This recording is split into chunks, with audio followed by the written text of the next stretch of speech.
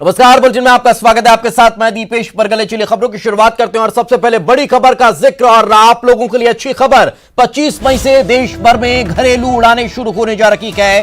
सभी एयरपोर्ट विमान कंपनियों को सूचित किया गया है 25 मई वो तारीख रहेगी जब एक बार फिर से घरेलू उड़ानों की शुरुआत देश में होना चालू होगी। आपको बता दें, सभी एयरपोर्ट को सूचित कर दिया गया है, सूचनाएं भेज दी गई है। सोशल डिस्टेंसिंग नियमों के साथ उड़ानों को इजाजत दी गई है। सोशल डिस्टेंसिंग के नियमों का पालन करना होगा। सभी एयरपोर्ट को तैयार रहने के लिए भी कहा गया है। पूरे सुरक्षा इंतजामों के साथ उड़ानें चालू होंगी। नगरीय उड्डयन मंत्री हरदीप पुरी ने इस बात की जानकारी ट्वीट कर दी है। तो ये बड़ी और एक राहत भरी खबर कही जा सकती है, लेकिन सबसे बड़ी बात यही है कि सोशल डिस्टेंसिंग का पालन बेहद अनिवार्य यहां पर भी होगा। तो और ज्यादा जानकारी के साथ हमारे संवाददाता अनिल हमारे साथ जुड़ चुके हैं। अनिल, 25 मई से घरेलू उड़ानें शुरू हो रही है, लेकिन क्या इसको लेकर कोई गाइडलाइन जारी की गई है कि किस तरह से सुरक्षा व्यवस्थाएं वहां पर होंगी? क्या क्या नियम कायदे अब और बदले जाएंगे? जी, मैं आपको बता दूं, ये एक बहुत बड़ी खुशखबरी है। खास करके लॉकडाउन के बाद जिस तरह से हमने देखा घरेलू और अंतर्राष्ट्रीय विमान सेवाओं को रद्द कर दिया गया था, और अब जो खबर आ रही है कि 25 मई से फिर से घरेलू उड़ान विमान सेवा शुरू हो जाएगी, यानी फिर से शुरू किया जाना है। इसको लेकर बड़ी खुशखबरी, क्योंकि अभी भी बड़ी संख्या में लोग देश के अलग अलग हिस्सों में फंसे हुए हैं, खासकर लॉकडाउन को देखते हुए। तो ऐसे में जो है उनके लिए काफी राहत भरी खबर है। जहां तक जो एहतियातन कदम उठाने की बात है, तो निश्चित तौर पर जिस तरह से हमने गृह मंत्रालय के गाइडलाइंस देखे थे, उसके मुताबिक ही इसमें भी देखने को मिलेगा कि करीब 4 फीट की जो सोशल डिस्टेंसिंग है वो मेंटेन करना होगा। इसके अलावा जो मास्क पहनने होंगे या फिर फेस को कवर करना होगा। सैनिटाइजर की व्यवस्था एयरपोर्ट में जगह जगह की जाएगी। जिस तरह से हम देखते हैं कि प्रिंटिंग बोर्डिंग पास लेने की व्यवस्था पहले होती थी, जिस तरह से सामान्य दिनों में इस बार कोशिश की जाएगी कि ई बोर्डिंग पास की व्यवस्था की जाए, ताकि जो फिजिकल कांटेक्ट है वो कम से कम किया जा सके। इससे पहले भी जो एयरपोर्ट है वो अलग तरह की मशीनें लेकर आए हैं, ताकि जो भी यात्री अपने सामान लेकर एयरपोर्ट तक पहुंचेंगे उनका जो डिसइंफेक्शन किया जा सके उनके सामानों को लेकर के। इस तरह से भी की जा रही है। लेकिन सबसे बड़ी चुनौती यह है कि जब विमान सेवा शुरू होगी, जैसा कि हम सभी जानते हैं कि इकोनॉमिक क्लास में एक तरफ 3-3 सीटें होती हैं, तो ऐसे में सोशल डिस्टेंसिंग मेंटेन कैसे होगा? क्या बीच की एक सीट अभी खाली रखी जाएगी या फिर किस तरह से आगे की व्यवस्था की जाती है? दूसरी तरफ हमारे सूत्र ये भी बता रहे हैं कि कुछ चुनिंदा रूटों से इसकी शुरुआत की जा सकती है। मसलन दिल्ली है, भोपाल है, कोलकाता है, आपका चेन्नई है, बेंगलुरु है। इस तरह से जितने भी बड़े सिटीज हैं उनके बीच हवाई सेवा की बहाल की जा सकती है। जी बिल्कुल। चलिए, बहुत बहुत शुक्रिया इस तमाम जानकारी के लिए अनिल। तो जैसा कि हमारे सहयोगी बता रखे हैं कि पूरी सुरक्षा व्यवस्था के साथ, चाक चौबंद इंतजामों के साथ, 2 मीटर की दूरी के साथ ये शुरुआत होने जा रही है।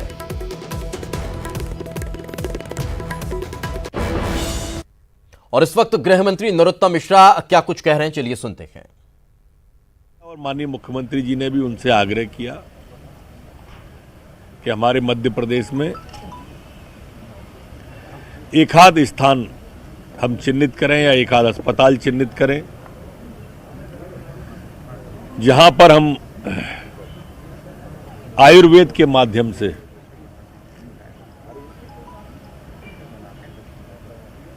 जो उनका सफलतम प्रयोग है बाबा रामदेव जी का, और रोगी सैकड़ों की तादाद में ठीक हुए हैं, मध्य प्रदेश के अंदर भी हम उसको प्रारंभ कहीं एक जगह कर सके। मुख्यमंत्री जी का साफ सोचना था कि बीमार होने के बाद इलाज ये अलग बात है, बीमार ही न हो, इम्यून सिस्टम को, रोग रोधक क्षमता को इतनी मजबूत करें कि लोग बीमार ही न हो, कोरोना हावी ही ना हो पाए। और इसके लिए जैसा उन्होंने काढ़ा बांटा, वैसे काढ़े की चर्चा बाबा रामदेव ने भी की। बाबा रामदेव जी ने, प्रधानमंत्री जी 18-18 घंटे, मुख्यमंत्री जी 18-18 घंटे काम कर रहे हैं इस विपरीत परिस्थिति में, उसके लिए भी उन्होंने आशीर्वाद दिया। बधाई दी।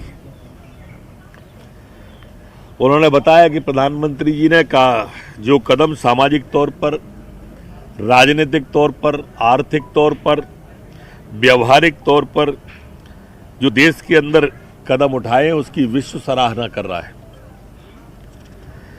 माननीय मुख्यमंत्री शिवराज सिंह चौहान ने जो मध्य प्रदेश के कदम उठाए हैं उनकी सराहना भी हो रही है। कोरोना की आज तक कोई वैक्सीन नहीं बनी है, दवाई नहीं बनी है। दरअसल कोरोना के बारे में हम देखते हैं कि अलग अलग सिम्टम को वो बढ़ा देता है। किसी को कफ ज़्यादा आने लगता है, किसी को बुखार तेज हो जाता है, किसी का बीपी बढ़ जाता है, किसी की पल्स रेट बढ़ जाती है। हम ऑक्सीजन दे करके, इलाज दे करके उसका इलाज करते हैं। कभी कफ का करते हैं, कभी बुखार को कम करके किरोसिन देने का काम करते हैं, कभी ऑक्सीजन दे के हार्ट को ताकत दे के उसको नॉर्मल करके ठीक करते हैं। लेकिन जब तक वैक्सीन नहीं आई है तो हमें कोरोना के साथ रहने का, कोरोना के साथ जीना कैसे चाहिए, बाबा रामदेव जी ने इस दिशा में भी बताया। उन्होंने बताया कि आइडेंटिफिकेशन और फिर आइसोलेशन, ये दो चीज़ें चल रही हैं, पर इस दिशा में भी आप देखें, उन्होंने बताया कि अश्वगंधा जो तत्व है वो इम्यून सिस्टम को मजबूत करता है। गिलोय इम्यून सिस्टम को हमारे मजबूत करती है, हल्दी करती है, सलाजीत करता है, च्यवनप्राश करता है। ये उन्होंने हमारी देसी औषधियाँ बताई। उसी तरह से उन्होंने बताया प्राणायाम से, भस्त्रिका से, कपालभाति से भी हमारा रोग रोधक क्षमता बढ़ती है। इस पर भी उन्होंने बताया। उन्होंने तुलसी, गिलोय, काली मिर्च, अदरक, काढ़ा तुलसी ये डालकर संक्रमित रोगी को पिलाने की बात कही। और उन्होंने कहा कि जैसे डेथ रेट मध्य प्रदेश ने कम की है, इसको 0 पर लाना चाहिए, तब लोगों के मन से ये बात निकलेगी। आज शिवपुरी, हमारे रायसेन, जबलपुर, टीकमगढ़, देवास, उमरिया सभी जिलों के CMHOs भी बैठे थे और उन्होंने भी बाबा से सीधे संवाद किए। उन्होंने सीधे सवाल किए और सीधे जवाब भी दिए। माननीय मुख्यमंत्री जी ने खुद ने ही सवाल किया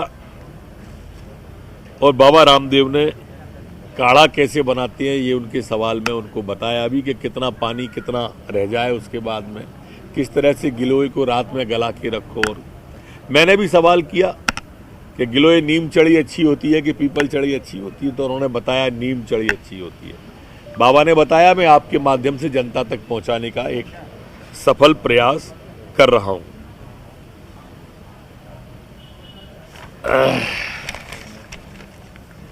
कोरोना के बारे में एक बात मैं जरूर कहना चाहूँगा, जैसा मैं 2 दिन से कह रहा था, आज उसको कहता हूँ कि आज से हम कोरोना को नियंत्रण की दिशा में बढ़ जाएंगे। हमने जो तैयारी की है उससे अब वो नियंत्रित होने लगेगा। अभी तक मैंने बताया था कि मजदूर जो हमारे प्रवासी भाई आ रहे हैं उनकी वजह से ये कई जिलों में फैल गया है। कल दुखद सूचनाएं डेथ की 8 आई थी और डिस्चार्ज लेकिन 103 हुए थे, ये ध्यान रखना। अगर 200 के ऊपर कोरोना पॉजिटिव मिले थे तो डिस्चार्ज भी 100 के ऊपर हुए थे। मतलब हम 50% का रेशो डिस्चार्ज में आज भी कवर किए हुए हैं। डेथ रेट लगातार कम कर रहे हैं। एक बार थोड़े से जिले बताना चाहूँगा जो प्रमुख थे। जैसे इंदौर में 442 में से 75 पॉजिटिव आए थे, भोपाल के 1266 में से 42, उज्जैन में 58, मंदसौर में 19, ग्वालियर में 5, मुरैना में 6, सागर में 21, भिंड में 13, बड़वानी में 1, रीवा में 11, विदिशा में 1। ऐसे 400 केस मध्य प्रदेश में अभी तक ऐसे हैं जो बाहर के प्रवासी आए हैं। तो योग गुरु बाबा रामदेव से चर्चा के बाद गृह मंत्री स्वास्थ्य मंत्री नरोत्तम मिश्रा इस वक्त प्रेस कॉन्फ्रेंस के जरिए बता रहे थे कि आखिर किन विषयों पर चर्चा हुई है और कोरोना को लेकर किस तरह से निपटने की तैयारी सरकार लगातार कर रही है और अब कैसे हम कोरोना पर जीतने के लिए आगे बढ़ने वाले हैं। आगे बढ़ते हैं और बड़ी खबर का जिक्र करते हैं। श्रीनगर से मिल रही है गांधरबल में आतंकी हमला हुआ है। बीएसएफ की टीम पर आतंकी हमला हुआ है। आतंकी हमले में 2 जवान जख्मी बताए जा रहे हैं। दोनों जवानों की हालत गंभीर है। आतंकियों को पकड़ने के लिए इलाके की घेराबंदी शुरू कर दी गई है। जम्मू कश्मीर के श्रीनगर के पंजाज इलाके में सीमा सुरक्षा बल बीएसएफ की टीम पर आतंकियों ने हमला किया है। इस हमले में बीएसएफ के 2 जवान घायल हो गए हैं जिन्हें अस्पताल में भर्ती कराया गया है। हमले में गंभीर रूप से घायल होने के कारण दोनों की जवान जो है उन्हें भर्ती करवाया गया है। आपको बता दें हमलावर आतंकी बीएसएफ जवानों की राइफल लेकर भागे, इस तरह की भी जानकारी मिल रही है। हालांकि अभी पुख्ता तौर पर कुछ भी नहीं कहा जा सकता है।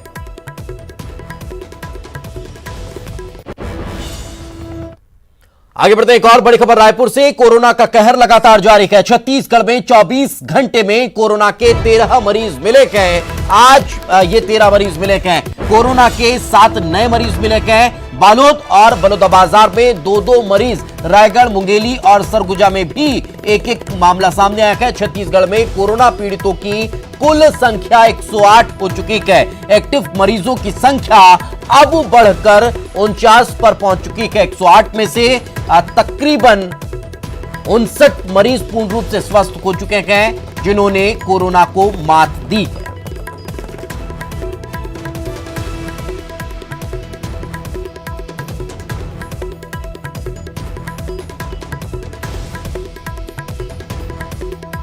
तो छत्तीसगढ़ में भी लगातार कोरोना का कहर देखने को मिल रहा है। अब शुरुआत के समय में छत्तीसगढ़ कहीं ना कहीं कोरोना पर जंग जीतता हुआ नजर आया भी, लेकिन अब कहीं ना कहीं आंकड़े बढ़ते जा रहे हैं। हालांकि जंग जीतने का प्रयास जो है वो लगातार जारी है। लगातार जो मरीज हैं वो स्वस्थ होकर घरों के लिए रवाना हो रहे हैं, लेकिन आंकड़ों में भी कहीं ना कहीं इजाफा होता हुआ दिखाई दे रहा है। बड़ा अपडेट इस वक्त हम आपको छत्तीसगढ़ से दे रखे हैं। छत्तीसगढ़ में 24 घंटे में कोरोना के 13 मरीज मिले हैं। आज 7 नए मामले सामने आ चुके हैं। बालोद और बलौदाबाजार में 2-2 मरीज मिले हैं। और ज्यादा जानकारी के साथ हमारे सहयोगी अवधेश हमारे साथ जुड़ चुके हैं। अवधेश, क्या ताजा जानकारी, किस तरह से और व्यवस्थाएं दुरुस्त होती नजर आती हैं? देखिए, ताजा जानकारी में यही है कि जिस तरह से आंकड़ों में बढ़ोतरी हुई है कि आज के दिन में 7 नए मामले सामने आए हैं, 7 मामलों की पुष्टि हुई है। अब हालात जो है वो चिंताजनक होने लगे हैं, क्योंकि जो आंकड़ा है कोरोना पीड़ितों का वो आपातकालीन नंबर 108 तक पहुंच चुका है और एक्टिव मरीजों की संख्या भी 50 के करीब पहुंच चुकी है। 49 एक्टिव मरीजों की संख्या है छत्तीसगढ़ में। आज जिन नए जगहों पे जो नए मामले आए उसमें बलौदाबाजार में 2 केस, बालोद में 2 केस आए, राजनांदगांव में एक सवेरे हमने देखा 1 केस आया, रायगढ़ में 1, अंबिकापुर में 1, कुल मिला के आज 7 मामले सामने आए। सबसे बड़ी बात यह है कि आज छत्तीसगढ़ अब 28 में से जो है 12 जिलों में कोरोना का संक्रमण फैल चुका है। ऐसे में बड़ी चुनौती ये है कि कैसे न केवल इन संक्रमण के चैन को तोड़ा जाए, बल्कि जो आंकड़े जो लगातार बढ़ते जा रहे हैं उसे कैसे नियंत्रित किया जाए, क्योंकि अभी छत्तीसगढ़ में लाख के करीब मरीज जो श्रमिक है उनके वापसी शेष है। साथ ही साथ हजारों हजार की संख्या में जो श्रमिक जो अन्य राज्य को जाने वाले हैं वो छत्तीसगढ़ की सड़कों पे मौजूद है।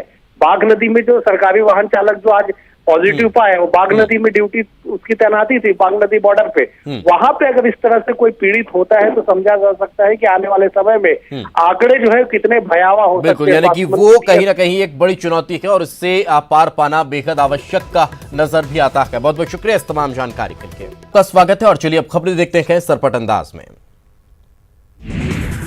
मध्य प्रदेश में नहीं खुलेगी शराब दुकानें। मध्य प्रदेश में शराब दुकानों को बंद करने का व्यापारियों ने किया फैसला। पूर्व मंत्री तरुण भनोट का बंगला किया गया सील, नोटिस के बाद खाली नहीं करने पर हुआ सील। पूर्व मंत्री गोविंद सिंह ने सीएम शिवराज सिंह चौहान को लिखा पत्र, लॉकडाउन में बंगला खाली न करने पर उन्होंने कही बात। ग्वालियर में गोडसे की पूजा करने वालों पर गिरेगी गाज, जिला प्रशासन ने कार्रवाई की तेज। प्रशासन द्वारा कार्रवाई की तैयारी करने पर हिंदू महासभा ने जताई कड़ी चेतावनी। बीजेपी के राष्ट्रीय प्रवक्ता संबित पात्रा को नोटिस जारी, रायपुर पुलिस ने जारी किया नोटिस। मध्य प्रदेश कांग्रेस में नए जिला अध्यक्ष की सूची जारी, सिंधिया के समर्थक का लोगों को किया बाहर। पूर्व सांसद प्रेमचंद गुड्डू ने बीजेपी को भेजा नोटिस का जवाब, कहा 9 फरवरी को ही दे चुका हूं इस्तीफा।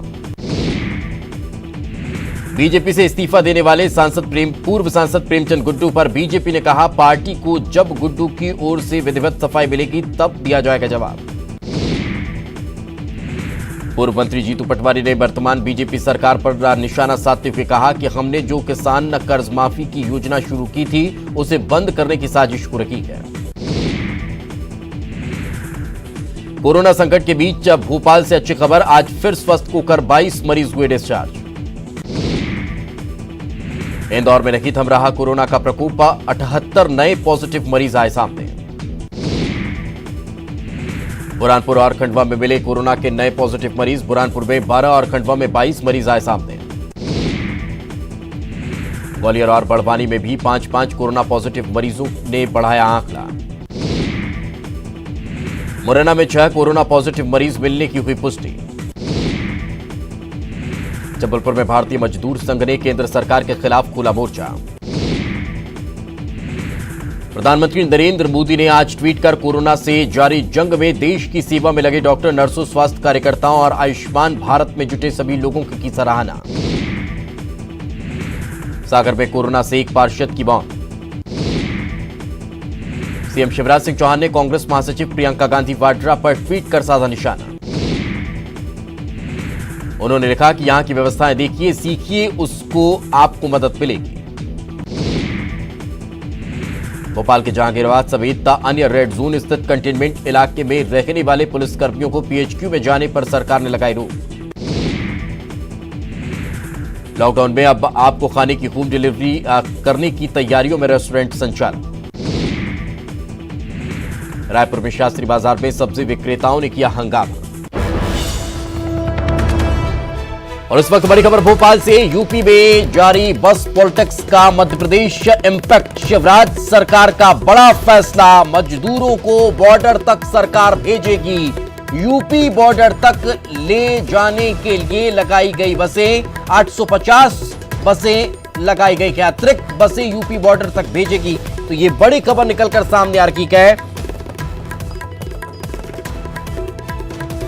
बसों को लेकर जो सियासी संकट अभी तक देखने को मिल रहा था, जो पॉलिटिक्स लगातार जारी थी, उसमें शिवराज सरकार ने बड़ा फैसला लिया है। यूपी में जारी बस पॉलिटिक्स पर एक नया इंपैक्ट देखने को मिला है। मजदूरों को बॉर्डर तक सरकार भेजेगी। यूपी बॉर्डर तक ले जाने के लिए बसें लगाई गई हैं।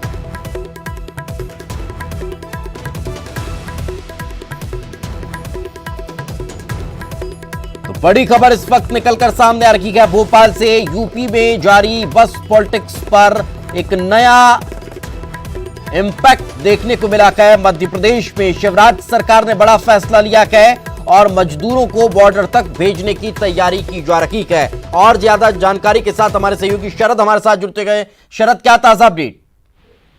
बिल्कुल, देखिए, जिस तरीके से बसों को लेकर पॉलिटिक्स उत्तर प्रदेश में चल रही है, उसमें आप कहीं ना कहीं उसका इम्पैक्ट जो है वो बीजेपी शासित जो अन्य राज्य हैं उनमें देखने को मिल रहा है।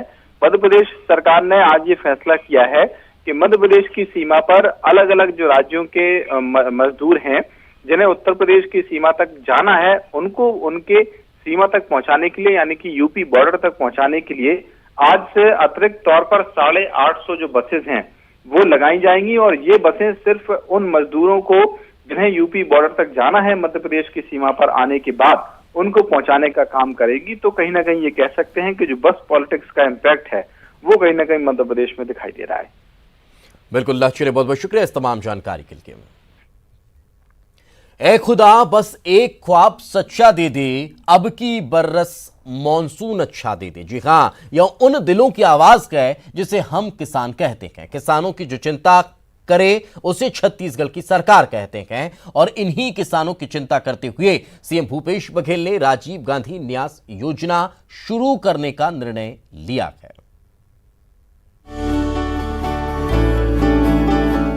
याद कीजिए साल 2018 विधानसभा चुनाव का वह वादा जिसमें कांग्रेस ने 2500 रुपए प्रति क्विंटल की दर से धान खरीदी का वादा किया था। चुनाव का नतीजा आया, कांग्रेस की सरकार बनी, तत्कालीन पीसीसी चीफ भूपेश बघेल मुख्यमंत्री बने और किसानों से किया अपना वादा पूरा किया। जी हां, इस कोरोना काल के भीषण संकट में देश भर की सरकारों में अगर कोई तय समय पर अपना वादा पूरा कर रहा है तो वह है छत्तीसगढ़ की भूपेश बघेल सरकार। भूपेश बघेल सरकार पूर्व प्रधानमंत्री राजीव गांधी की पुण्यतिथि 21 मई के मौके पर छत्तीसगढ़ में राजीव गांधी न्याय योजना शुरू करने जा रही है, जिसके तहत 5700 करोड़ रुपए की राशि डीबीटी के माध्यम से 4 किश्तों में किसानों के खातों में डाली जाएगी। प्रदेश में धान, मक्का और गन्ना के 19 लाख किसानों को इसका सीधा लाभ मिलेगा। आगामी सीजन में दलहन और तिलहन पर भी न्याय योजना का किसानों को लाभ मिलेगा। इतना ही नहीं, प्रदेश के गन्ना किसानों को वर्ष 2018-19 का बकाया बोनस 10.27 करोड़ रुपए भी दिया जाएगा। आधुनिक भारत के स्वप्नद्रष्टा, भारत रत्न पूर्व प्रधानमंत्री श्री राजीव गांधी जी की शहादत दिवस 21 मई को है। हम सब उनके बताए हुए रास्ते पर चलते हैं। उस दिन एक नई योजना हम छत्तीसगढ़ में लागू करने जा रहे हैं, जिसका नाम राजीव गांधी किसान न्याय योजना। 19 लाख किसानों को, चाहे वो धान उत्पादक हो, चाहे गन्ना उत्पादक हो, चाहे वो मक्का उत्पादक हो, उनके खाते में 5700 करोड़ रुपया अंतरित किए जाएंगे।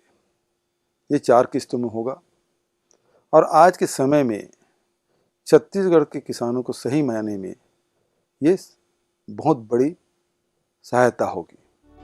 राजीव गांधी न्याय योजना के तहत भूपेश बघेल सरकार किसानों को खेती किसानी के लिए प्रोत्साहित करने के लिए खरीफ 2019 से धान तथा मक्का लगाने वाले किसानों को सहकारी समिति के माध्यम से उपार्जित मात्रा के आधार पर अधिकतम 10,000 रुपए प्रति एकड़ की दर से अनुपातिक रूप से आदान सहायता राशि दी जाएगी। इस योजना में धान फसल के लिए 18,34,834 किसानों को प्रथम किश्त के रूप में 1500 करोड़ रुपए की राशि प्रदान की जाएगी।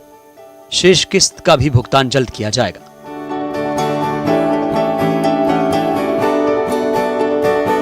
पैर हो जिनके मिट्टी में, दोनों हाथ कुदाल पर रहते हैं, सर्दी गर्मी या फिर बारिश सब कुछ ही वे सहते हैं। आसमान पर नजर हमेशा, वे आंधी तूफान सब सहते हैं।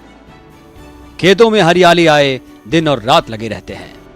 मेहनत कर वे अन्न उगाते, पेट सभी का भरते हैं। ऐसे ही किसानों की चिंता हमारे भूपेश बघेल करते हैं।